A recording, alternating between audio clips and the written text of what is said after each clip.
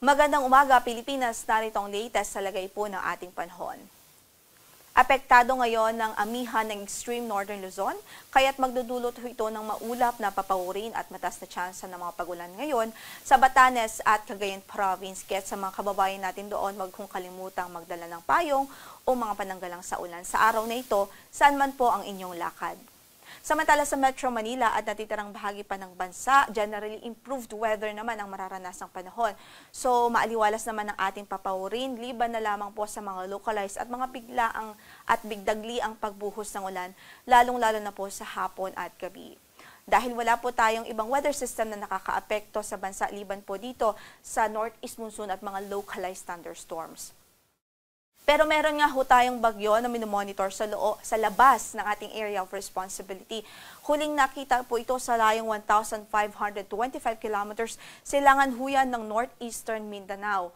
At ngayon nga po, malayo pa naman ito at wala pa namang direct effect sa anumang bahagi ng ating kalupaan. Pero as of our latest datos or latest na data natin, ay lalo pa po itong lumakas. Ngayon nga po ay severe tropical storm na. Taglay ang lakas ng hangin na 95 km per hour near the center at gustiness po na 115 km per hour. Northwestward pa rin ang kanyang movement at medyo may kabagalan po ito sa ngayon. 10 km per hour lang ang kanyang pagkilos. Kung kaya't mas mataas po yung tsansa na mas lumakas pa po ito, makahugot pa po ng lakas habang nasa karagatan po ito sa mga susunod na oras at araw.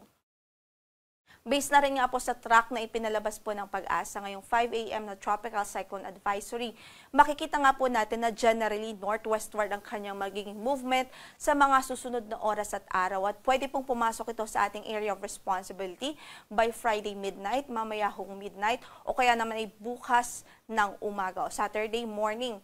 At once na pumasok po ito sa ating par, papangalanan po natin itong si Bagyong Uwan. Yan po ang kanyang magiging domestic name or local name. At nakikita nga po natin, in terms of intensity, mataas yung tsansa na pumasok po siya ng par as typhoon. So malakas na po agad itong bagyo sa pagpasok pa lang ng ating area of responsibility.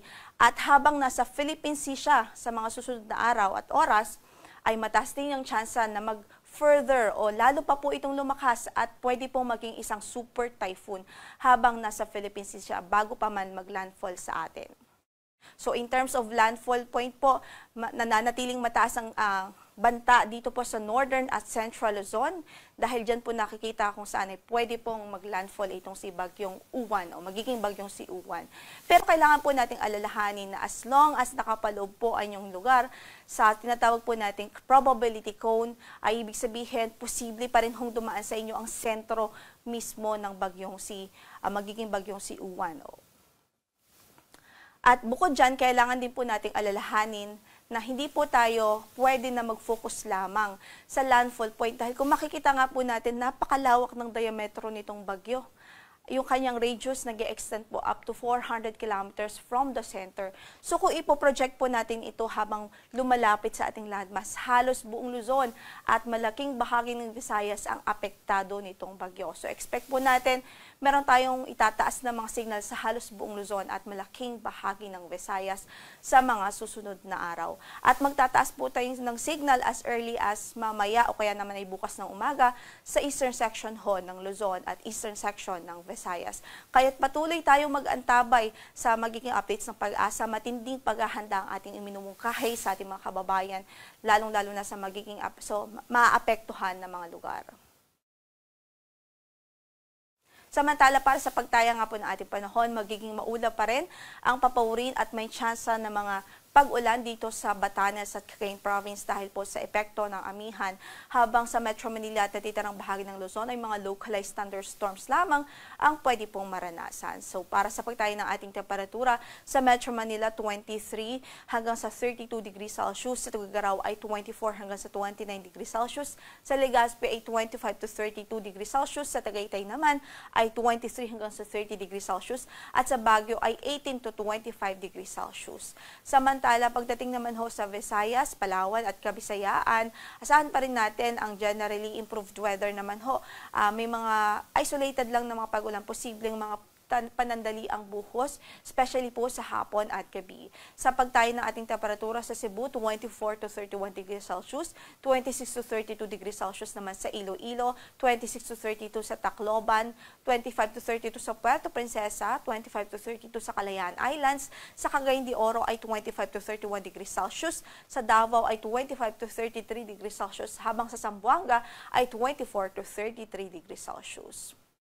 So again, patuloy po natin paalala sa ating mga kababayan tungkol nga po dito sa bagyong si Fungwong na magiging si bagyong Uwan pagpasok ng ating area of responsibility. Yung tropical cyclone signal number 1 ay pwede na pong itaas sa eastern portion ng Luzon at eastern Visayas as early as this evening or tomorrow morning. At based po sa intensity forecast, the highest signal na pwede po natin itaas kung maging super typhoon po ito bago maglandfall ay signal number 5 o tropical cyclone wind signal number 5.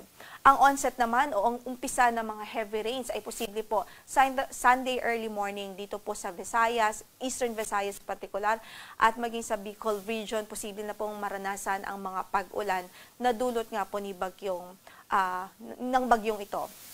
Bukod dyan ay pwede na rin po nilang maranasan ang mga pagbugso ng hangin na dala nga din po nitong bagyong magiging si bagyong Uwan.